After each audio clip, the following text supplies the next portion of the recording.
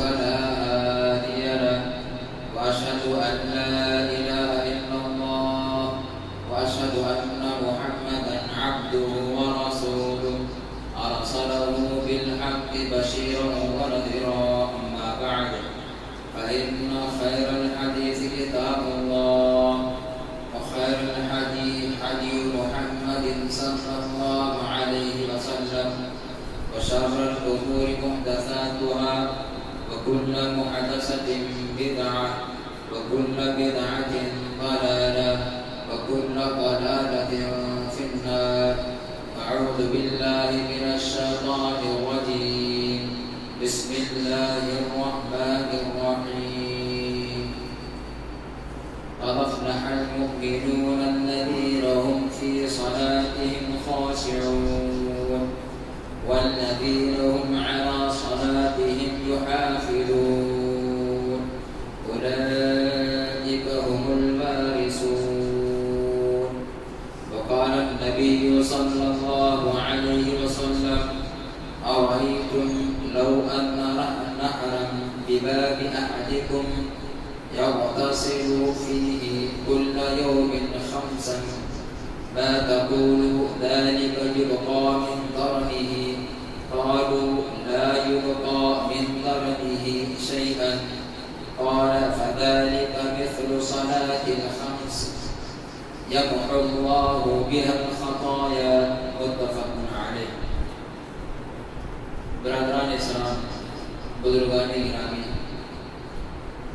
امت مسلمہ کے فرزندوں، اس اللہ رب العزت کا بے انتہا شکر احسان ہے جو ساری کائنات کا تنہا مالک ہے، تنہا رازق ہے، تنہا خالق ہے.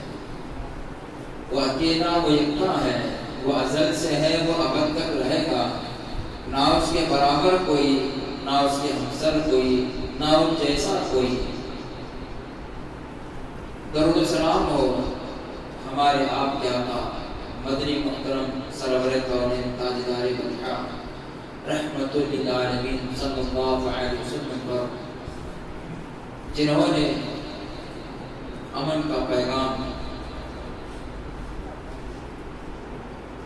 ساری انسانیت کو پیش کیا. برادران اسلام، اسلام کی بنیادیں 5 چیزوں پر رکھی گئی. بنی الاسلام علی 5. اسلام کی بنیادیں 5 چیزوں پر قائم کر دی گئی ہیں. ان 5 چیزوں پر آدمی کا ایمان و اعتقاد ہونا چاہیے. ان 5 چیزوں کو لازم و ملزوم پکڑنا چاہیے. ان کا انکار کرنے والا دائرہ اسلام سے نکل جاتا ہے. کہا نبی صلی اللہ علیہ وسلم نے پہلی جو چیز ہے وہ کلمہ لا الہ الا اللہ ہے. اسلام کے ارکان میں کلمہ شہادت کی گواہی ہے. اس گواہی کے بعد دن و رات کی 5 وقت کی نمازیں، رمضان کے روزے رکھنا، اللہ نے استطاعت دے رکھی ہو تو مال کی زکات دیں، اور بھی زیادہ استطاعت اللہ نے دے رکھی ہو 5واں جو فریضہ ہے وہ حج بیت اللہ کی زیارت ہے. یہ 5 فرائض ہیں. کلمے کا اقرار جو چیز ہے، اقرار باللسان و تصدیق بالجنان و عمل بالارکان.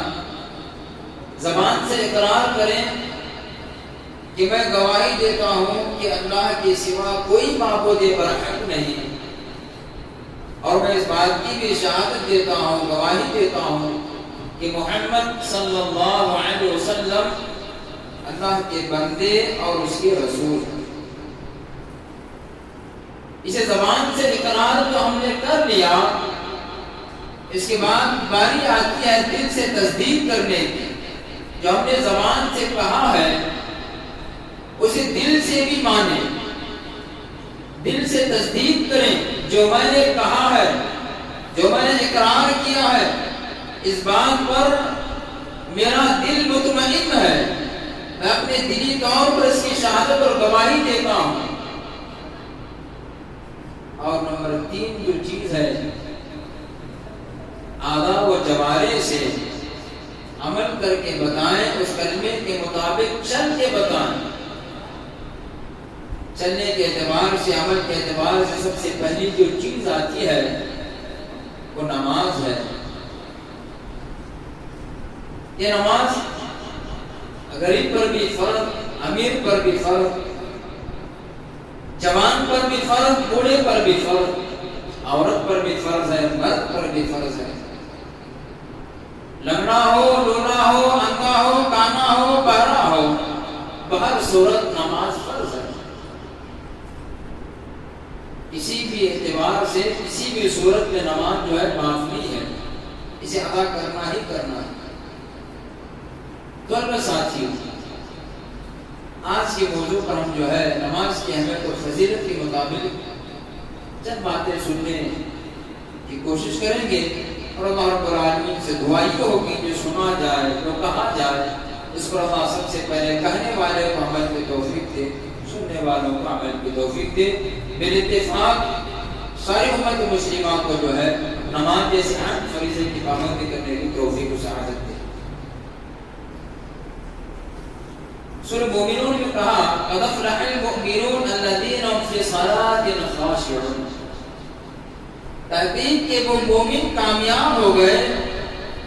اللہ نے یہاں پر کامیابی کا پروانہ، کامیابی کی سرٹیفکیٹ، کامیابی کا پرچہ اس مومن کے ہاتھ میں تھما رہا ہے جس کے بارے میں کہا گیا الذین هم فی صلاتهم خاشعون، جو اپنی نمازوں میں خشوع اختیار کرتے ہوں، یعنی نماز کا قیام کرنا، سجدوں کا قیام کرنا، رکوع کا قیام کرنا، وَارْكَعُوا مَعَ الرَّاكِعِينَ، اسے بھی کہا گیا اے ایمان والو نماز کو قائم کرو اور رکوع کرنے والوں کے ساتھ رکوع کرنے والے بن جاؤ۔ یہاں پر جو ہے جماعت کی نماز کی اہمیت بتائی گئی ہے۔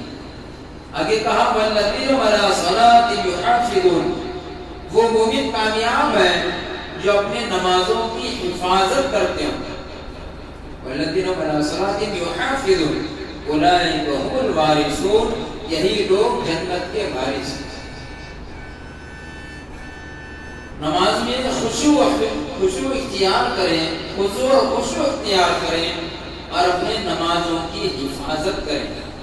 حفاظت سے مراد جس طرح ہم اپنے مال کی حفاظت کرتے ہیں، اپنے بیوی بچوں کی جان کی حفاظت کے پیچھے پڑے ہوئے ہیں، اپنے گھر کاروبار کھیتی باڑی کی حفاظت کرتے ہیں، اپنے جانور پالنے والے مویشیوں کی حفاظت کرتے ہیں، اپنی موبائل گھڑی پیسے کپڑوں کی حفاظت کرتے ہیں، ٹھیک اسی طریقے سے نماز کی بھی حفاظت کریں۔ یعنی جس طرح ہماری کوئی اہم چیز ہمارے پاس ہوتی ہے، ہماری نگاہ اس کے اوپر ہوتی ہے، ہماری توجہ اس کے اوپر ہوتی ہے، اس سے ہماری توجہ ہٹتی نہیں۔ ٹھیک اسی طرح فجر کی نماز ہوتی ہے تو ظہر کی نماز کی حفاظت ہم جو ہے ہمارے دل میں ٹکی لگی رہے کہ ظہر کی نماز وقت ہونے والا ہے، ظہر ہو تو عصر کا وقت ہونے والا ہے، عصر ہو تو مغرب کا وقت ہونے والا ہے، وہ ہو تو عشاء کا وقت ہونے والا ہے۔ اب اس نمازوں کی حفاظت ہم اور آپ جو کرنا چاہیے، اس لیے کہا اولئک ھم الوارثون، یہی لوگ جنت کے وارث ہیں۔ تو ہم اور آپ مومنوں کے اس زمرے میں جانے کی کوشش کریں جن کے بارے میں اللہ نے کامیابی کا اعلان کیا اور ان کے بارے میں کہا یہی لوگ جنت کے وارث، جنت کے حقدار ہیں۔ جیسے کہ کہا جاتا ہے باپ کا انتقال ہو جائے، گھر کے وارث کون، جائیداد کے وارث کون، روپے پیسے کے وارث کون، اس کی بینک بیلنس کے وارث کون، تو کہا جنت کے وارث وہ ہوں گے جو نمازوں کی حفاظت کرنے والے، نمازوں میں خشوع اختیار کرنے والے، اللہ اور اس کے رسول پر ایمان لانے والے۔ اس کی مثال نبی صلی اللہ علیہ وسلم نے کتنی بہتر انداز میں سمجھائی۔ نمازوں کی جو 5 وقت نمازوں کی پابندی جو آدمی کرتا ہے،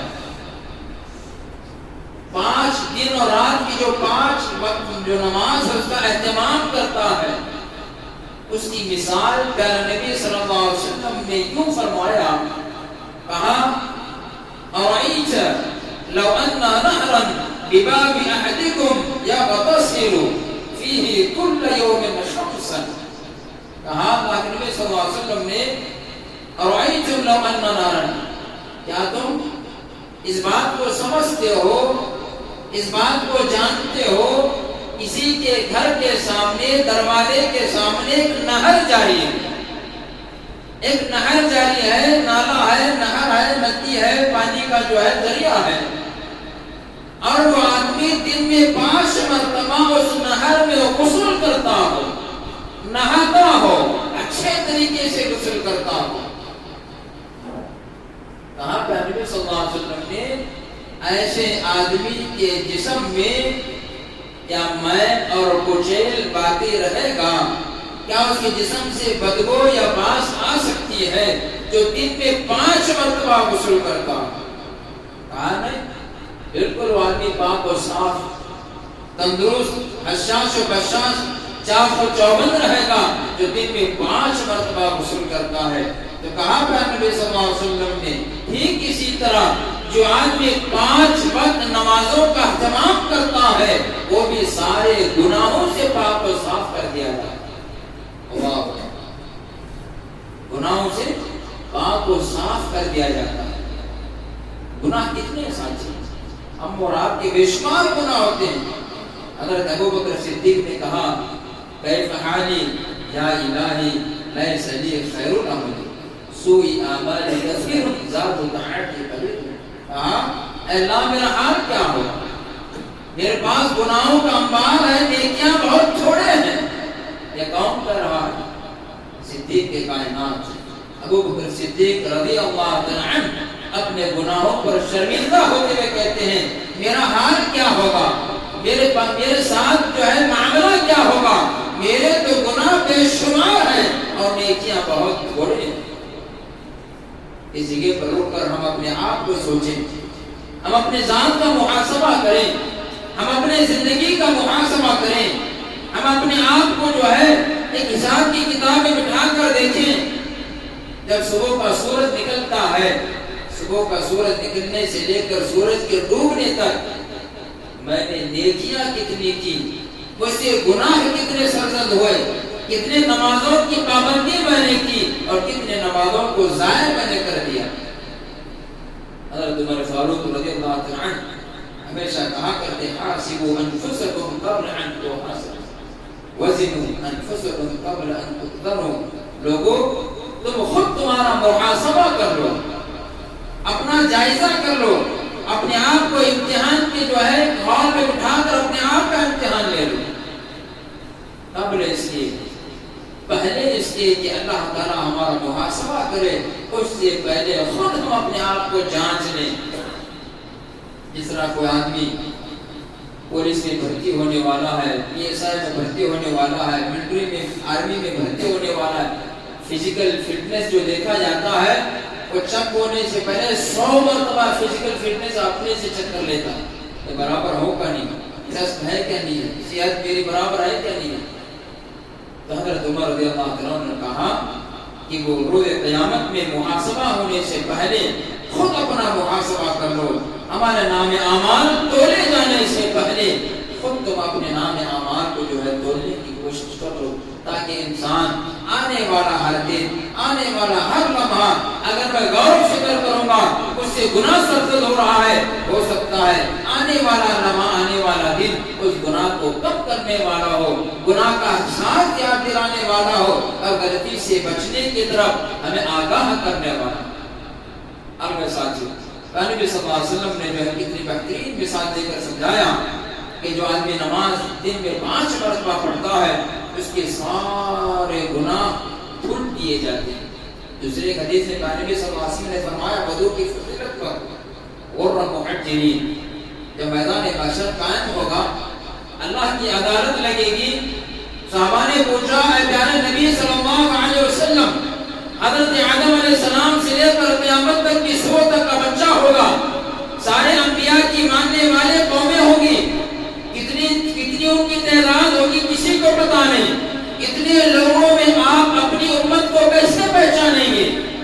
آپ اپنی امت کو کیسے پہچانیں گے؟ ایک چھوٹے سے پروگرام میں جائیں، بچہ ہاتھ سے چھوٹ جاتا تو ملنا مشکل، دوست ہاتھ سے چھوٹ جاتا تو ملنا مشکل۔ حج کا موسم دیکھ کے لاکھوں کی تعداد ہوتی ہے، چھوٹ گئے تو ملنا مشکل۔ وہاں تک تو آدم علیہ السلام سے لے کر قیامت تک کا آخری بچہ ہوگا۔ کہا صحابہ نے آپ اپنی امت کو کیسے پہچانیں گے؟ اللہ کے نبی صلی اللہ علیہ وسلم نے فرمایا غر محجلین، صحابیوں میں میری امت کو وضو کے نشانات سے پہچان۔ واہ، جو وضو ہم نماز کے لیے کرتے ہیں یہ وہ اعضاء ہیں، اللہ تعالیٰ کل روز قیامت میں ان وضو کے نشانات کو چمکائے گا۔ جس طرح روشنی نکلتی ہے بیٹری سے، ٹارچ سے، لائٹ سے، اس طرح وضو کی اعضاء سے روشنی نکلے گی۔ اللہ کے نبی صلی اللہ علیہ وسلم کہیں گے میرے امتیوں ایک طرف آئے۔ واہ، یہ وضو کا فائدہ ہے۔ اور کہا کہ نبی صلی اللہ علیہ وسلم نے جب بندہ ہاتھ دھوتا ہے ہاتھ کے جتنے گناہ ہیں وہ جھڑ جاتے ہیں، کلی کرتا ہے، منہ سے جو گناہ کیا ہے وہ نکل جاتے ہیں، چہرہ دھوتا ہے آنکھوں سے جو گناہ کیا جھڑ جاتے ہیں، پیر دھوتا ہے پیروں سے جو گناہ کیا وہ تمام کے تمام ختم ہو جاتے ہیں۔ تو معلوم ہوا فجر سے لے کر ظہر تک جو گناہ ہے، ظہر میں ہم نے وضو کر لیا، فجر سے ظہر تک کے ہمارے صغیرہ گناہ ختم ہو گئے۔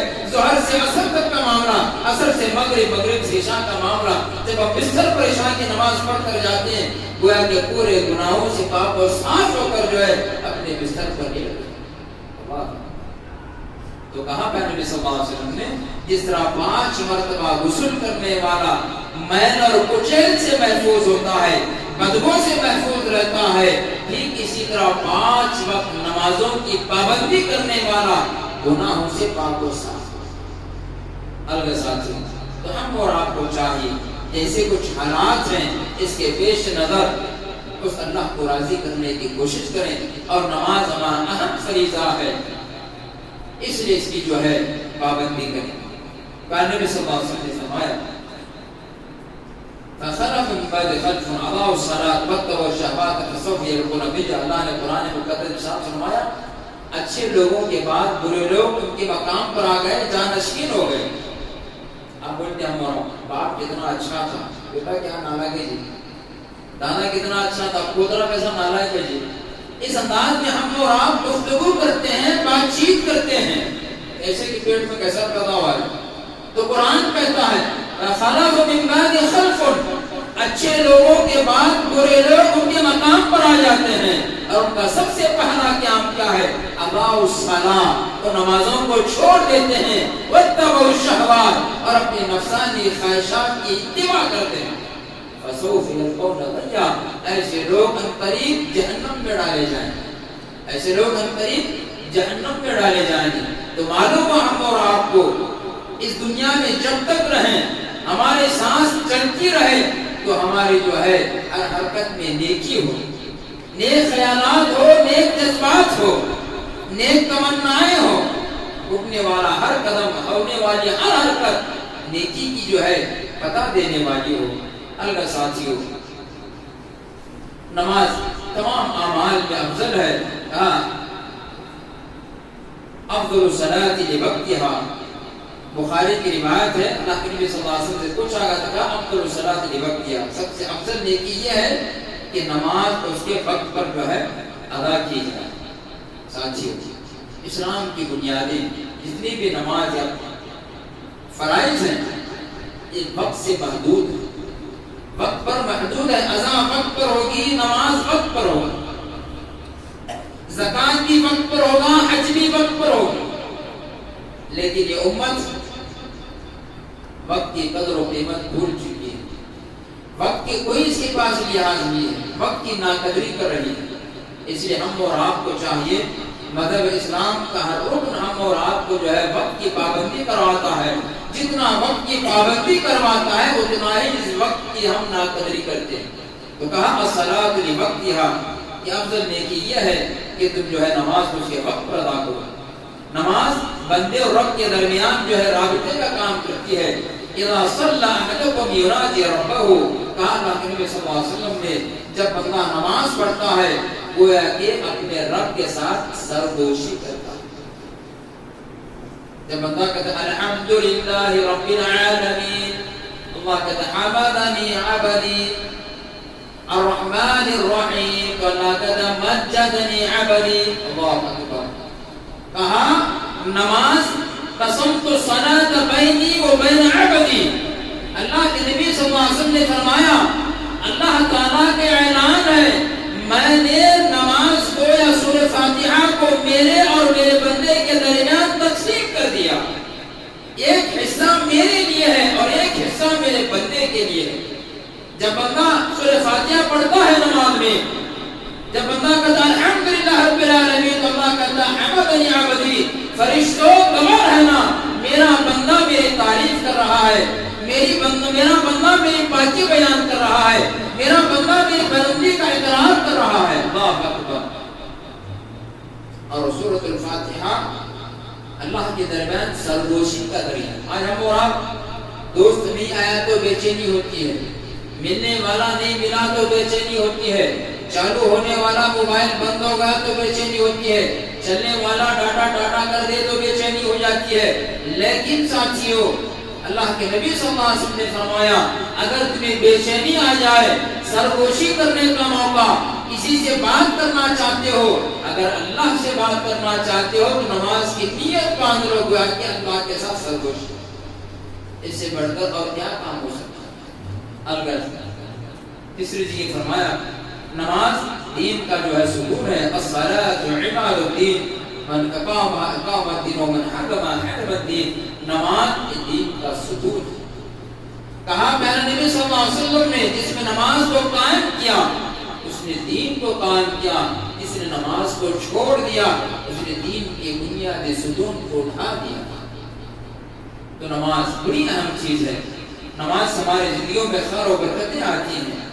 نماز نور ہے. کہا الصلاۃ نور، فرمایا پیارے نبی صلی اللہ علیہ وسلم نے نماز نور ہے. ایک دن سے پہلے والی حدیث آپ کے سامنے آئی، روز قیامت میں ہمارے وضو کے اعضاء چمکتے ہوں گے، قبر میں ہمارے نور بن کر آئے گی اور ممکن نکیر کو کہے یہ میرا بندہ ہے، یہ میری حفاظت کرنے والا ہے، یہ میری پابندی کرنے والا ہے. اور ایسے معلوم ہوگا نمازی بندے کو جو دفنایا جاتا ہے ممکن نکیروں کے پاس آتے ہیں سوال و جواب کے لیے، تو کہا جاتا ہے ذرا دور ہٹو نماز کا وقت ہو رہا. الگ ساتھی نماز یہ نور ہے، ہماری زندگیوں میں نور کا ذریعہ، ہماری اولاد میں نور و خیر و برکت کا ذریعہ، گھر کاروبار میں خیر و برکت کا ذریعہ. کہا کہ نبی صلی اللہ علیہ وسلم نے لا تجعلوا بیوتکم قبورا، تم اپنے گھر کو قبرستان مت بناؤ. اس سے مراد اگر گھر میں نماز کی پابندی نہیں ہوگی وہ گھر دنیا کی سارے عیش و آرام تو مہیا ہو سکتے ہیں، بہترین تمہیں لائٹوں لگائے جا سکتے ہیں، بہترین قسم کا فرنیچر ہمارے گھر میں ہے، اگر اس گھر میں نماز نہیں تو گھر قبرستان سے بدتر ہے. کہا لا تجعلوا بیوتکم قبورا، تم اپنے گھر کو قبرستان مت بناؤ. سے مراد کیا ہے؟ اپنے گھر کو نمازوں سے آباد رکھو، اللہ کے سامنے سجدوں سے آباد رکھو، اپنے گھر میں قرآن کی تلاوت کی آواز رکھو، گویا کہ تمہارا گھر قبرستان سے محفوظ رہے گا. ورنہ قبرستان سے تعبیر دیا گیا. الگ ساتھیوں نماز آگ سے بچاؤ کا ذریعہ ہے. فرمایا لن یلج النار احد صلى قبل طلوع الشمس وقبل غروبها یعنی الفجر والعصر. مسلم کی روایت میں اللہ کے نبی صلی اللہ علیہ وسلم نے فرمایا نماز آگ سے بچاؤ کا ذریعہ، نماز آگ سے بچاؤ کا ذریعہ ہے. کہا لن یلج النار، وہ آدمی جہنم میں داخل نہیں ہو سکتا. احد صلى قبل طلوع الشمس وقبل غروبها، سورج کے نکلنے سے پہلے، سورج کے ڈوبنے سے پہلے جو نماز پڑھتا ہے یعنی فجر کی نماز اور عصر کی نماز کی پابندی کو یاد بھی کرتا ہے، تو فرمایا وہ آدمی جہنم میں داخل نہیں ہوتا جو فجر اور عصر کی نماز کا اہتمام. کیونکہ فجر میں انسان خواب غفلت میں پڑا اور عصر کے وقت میں انسان مصروف بن جاتا ہے، کاروبار والا کاروبار میں، دکان والا دکان میں، ہر آدمی جو ہے عصر کے وقت میں مصروف ہو جاتا ہے۔ اس لیے فرمایا گیا فجر کی نماز اور عصر کی نماز کا بالخصوص اس کے اندر جو ہے تذکرہ کیا گیا۔ الگ ساتھیوں، تو معلوم یہ ہوا نماز آگ سے بچاؤ کا ذریعہ ہے، جہنم سے بچاؤ کا ذریعہ ہے۔ نماز بے حیائی سے روکتی ہے۔ اس دور ہم اور آپ جی رہے ہیں، بے حیائی عام، بے حیائی کا بازار گرم ہے، نہیں معلوم کس کے ساتھ کیا معاملہ۔ ایسے ایسے ویڈیو، ایسے ایسے حالات ہم اور آپ دیکھتے ہیں، جسم کے رونگٹے کھڑے ہو جاتے ہیں۔ کیا عورت، کیا بچی، کیا بچہ، کیا لڑکا، کیا مرد، کیا سب جو بے حیائی کا جو ہے ننگا ناچ جو ہے ناچا جا رہا ہے۔ ایسے وقت میں ہم اور آپ کو چاہیے اپنی حیا اور پاک دامنی کا لحاظ اگر رکھنا ہے تو فرمایا نماز بے حیائی سے روکتی ہے۔ اتلو ما اوحی الیک من الکتاب اقم الصلاۃ ان الصلاۃ تنہی عن الفحشاء والمنکر۔ سورہ عنکبوت میں اللہ نے ارشاد فرمایا تم نماز کو قائم کرو، اقم الصلاۃ ان الصلاۃ تنہی عن الفحشاء والمنکر، بے شک نماز برائی اور فحش کاموں سے روکنے کا ذریعہ ہے، غلط کاموں سے روکنے کا ذریعہ ہے۔ میں نماز بھی پڑھ رہا ہوں، غلط کام بھی کر رہا ہوں، تو ساتھیوں یا تو میری نماز صحیح نہیں ہے، یا تو میری نماز صحیح نہیں ہے، میرا عمل صحیح نہیں ہے، میری نیت صحیح نہیں ہے، میرا عقیدہ صحیح نہیں ہے، کیونکہ نماز مجھے جو ہے بے حیائی سے روکنے کا ذریعہ نہیں بنی۔ الگ ساتھی، ہم اور آپ کو چاہیے نمازی کے لیے جو ہے فرشتے رحمت کی دعائیں کرتے ہیں۔ آج ہم دعا کے لیے کیا کچھ نہیں کرتے، کھانا کھلا رہے ہیں، سبیلے لگا رہے ہیں، پانی بانٹ رہے ہیں، صدقہ و خیرات کر رہے ہیں، جانور کاٹ کر بانٹ رہے ہیں، کیا کچھ نہیں کر رہے ہیں تاکہ وہ آدمی دعا دے دے۔ فرشتوں کی دعائیں ملیں گی۔ کہا الملائکۃ تصلی علی احدکم ما دام مصلی الذی صلی فیہ ما لم یحدث تقوم اللہم اغفر لہ اللہم ارحمہ متفق علیہ کی بات۔ اللہ کے نبی صلی اللہ علیہ وسلم نے فرمایا اس نمازی کے لیے فرشتے دعا کرتے ہیں جب وہ نماز ختم ہونے کے بعد اپنی جگہ پر جب تک بیٹھتا ہے، اللہم اغفر لہ اللہم ارحمہ، اے اللہ اس بندے پر رحم فرما، اے اللہ اس بندے کے گناہوں کو معاف فرما۔ کون دعا کر رہا ہے؟ فرشتے دعا،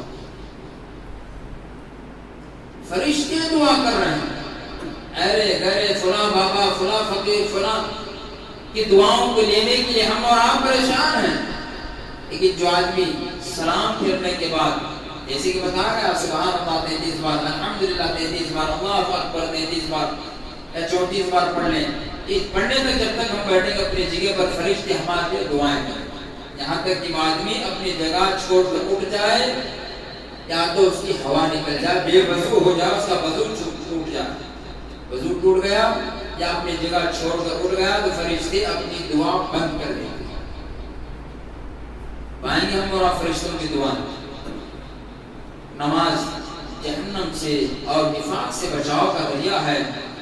کہا نبی صلی اللہ علیہ وسلم نے من صلی للہ 40 یوما فی جماعت یدرک التکبیرۃ الاولی کتبت له براءۃ من نار و براءۃ من نفاق۔ ترمذی کی روایت ہے۔ اللہ اکبر، اس حدیث کو اپنے پلوں میں باندھ کر لے جائیں، اس حدیث کو اپنی میموری کے سب سے فاسٹ جو میموری ہے اس کے اندر بٹھا کر رکھیں۔